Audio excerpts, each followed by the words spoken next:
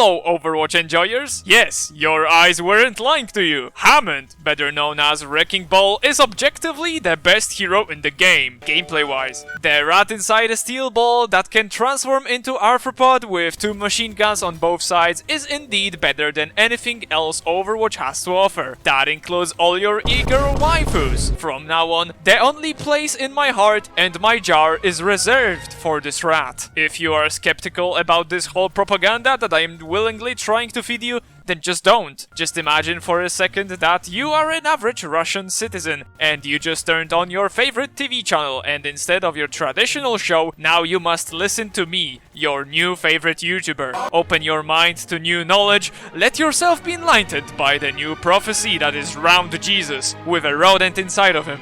Without any prolonging, let's start with the roots of every character, that is, the story. The hamster. Straight up, you know Hammond isn't some kind of egoistic peasant. He doesn't talk about himself like any other hero does in their origin stories, if they even have one, that is. This boss hired a private narrator for him that just so happens to be the babysitter of our friendly neighborhood Winston. Oh yeah, did I mention that this schmuck's hood is on the freaking moon? It can't get better than this, and just imagine he lives there rent-free. Well, all things must come to an end, so naturally, if you have apes in your story, they will go rogue. And that's exactly what happened. All the apes in the hood went crazy mode and forced our good boys to evacuate. I swear this sounds way more racist when I read this script out loud. Anyways, Winston escapes with his escape pod, but our main hero of this story is showing once again that he's 10 steps ahead of everyone, because he won't go to the same spaceship as his friend. There would be no space for Jesus if they both flew in the same ship. And trust me, I have seen some videos on the internet to know that I am very glad Hammond and Winston were not together in that ship. So, instead, he attaches his own space thing that is in the shape of a ball to the main escape capsule. They launch, they float through space, but disaster strikes. The rope made out of duct tape broke, making our rat fly off to a different location. He lands in one of the worst places on the planet. No, silly, not the United Kingdom or USA. It's goddamn Australia, where spiders fight with their fists and kangaroos are the size of basketballs. Being the total badass he is, he simply travels to the nearest location that has some life in it and basically makes everyone his biggest fun. Yeah, biggest fun, because he crushes everyone in the brutal competition of who can beat the other guys better. And now again that I read it out loud, this sounds very entertaining. The huge amount of respect he builds up makes him even be acknowledged by the queen of the Junkertown and calls him Little Champ. And honestly, she couldn't be more right about it. He is the little champ. Design! As you might have noticed by pure accident, the main character of today's story is a rather spherical fella. I sarcastically said once in one of my previous videos, feel free to check it out later, that the designing team showed really big creativity by creating a character that is a straight up ball. But now, thinking about it, even if it's not one of the most stunning design choices, it is still more creative and interesting than most of the other heroes in the game. Additionally, I personally think that you can't go wrong if you try to stick to the ball design with one of or all of your characters. Here are some of my favorite ball designed entities I know of. Wraps from Call of Duty Black Ops 3, Super Monkey Ball, Bakugans, Diabolical, Pokeballs, Chicken in a Coconut Crust. Okay, that last one might be a little far-fetched, but you get the idea. Going back, you must also admire that Blizzard might have made this character just the ball. There would be no difference in the gameplay side if the hamster was missing. Just replace him with a crit spot like Bastion's when you switch to the gun mode and solved. Yet they had the need to add a rodent inside the robot. Not only does it add that creative cherry on the top, but it also is a genius design choice, as you can gladly say, and only while playing this game can it happen. A hamster from the moon just smashed a Korean gamer girl. Wait, goddammit, this...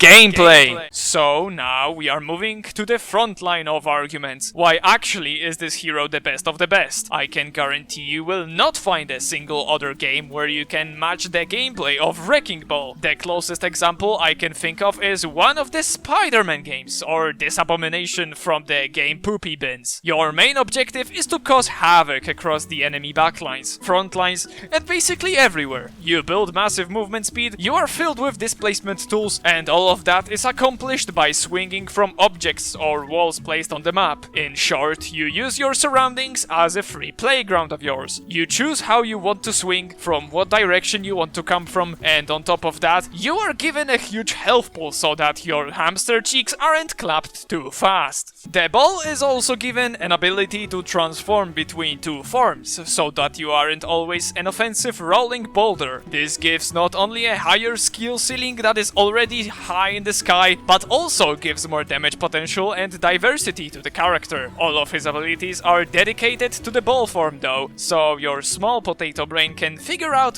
what was the main intention when creating this masterpiece of a hero, and that is to roll over and smash people. Also, speaking of abilities, let's quickly revise what they all do, so in case you are totally new to the game, but somehow got this far into the video, you can quickly understand why I compared him to Spider-Man earlier. Let's start with the easiest one, that are his quad cannons. I will not bore you with numbers and statistics, this is his primary weapon, it doesn't do much damage, especially at long range, but it's good to damage enemies when you aren't busy rolling through them, smashing them, or doing some sneaky stuff. Good to squeeze even more damage between combos, good at finishing low targets, bad at being an actual primary weapon because the primary weapon of ball is roll! When you press shift, you switch between the ball form and the crab form. There is basically no cooldown to this ability, so don't worry about it. After playing for a while, you'll just automatically get used to this two-form gameplay style. In ball form, you roll faster than you'd normally walk, and in crab mode, you can use your primary weapon, Grappling Claw. This is the Spider-Man simulator, the bread and butter of the ball, because just this singular ability makes your ball form actually useful. You shoot any object around you or a wall, can't grapple ground though. When grappled, you will automatically switch to ball form if you happen to be in the crab form before, and when rolling, you will be attached to the point of contact of the grapple you shot. What the grapple also does is enable you to enter fireball, and what that means is you now roll pretty fast. To enter fireball, you need to move 15 meters per second, and grappling allows ball to move faster than without it. You don't even need to swing, just the attached grapple allows you to acquire this speed simply by rolling on the ground. Why is fireball so important? It makes the ball deadly and very boopy.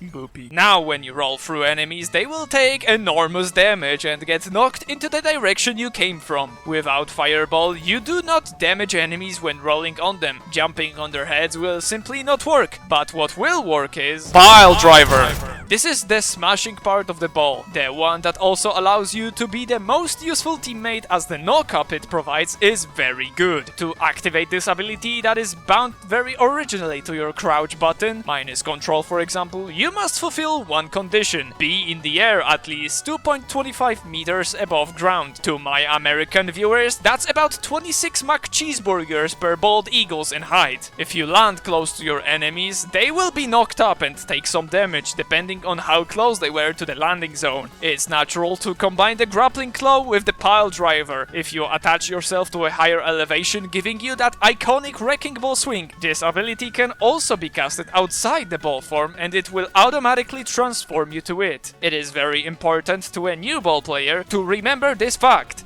Simply being higher than your enemies is enough to proc the pile driver, and saving your grapple to escape or utilizing edges and some slopes or even windows is always a great approach. If you understand that it's just the height that matters, you will quickly notice that you can build fake heights simply by sticking your butt over the edge and pressing crouch in the opposite direction. You see, pile driver really wants to help you, as it will naturally force your character a little bit in the direction you were aiming. This This way you can steer where you want to land exactly, and also can really nicely outplay players who don't expect you to be the most intellectual being on the planet for a split second. I highly recommend practicing this in private, on practice range or against bots, as this is very useful to know and it will save your life or make unusual plays more often than you think. It's also very important to try to combo this ability with your ult, that is the minefield. This is the bread and butter of crowd control. You place a lot of deadly mines around you and they spread accordingly to how high you are at the deploy time. As I said, it's very good to combo this with pile driver, as you lock the enemy players in place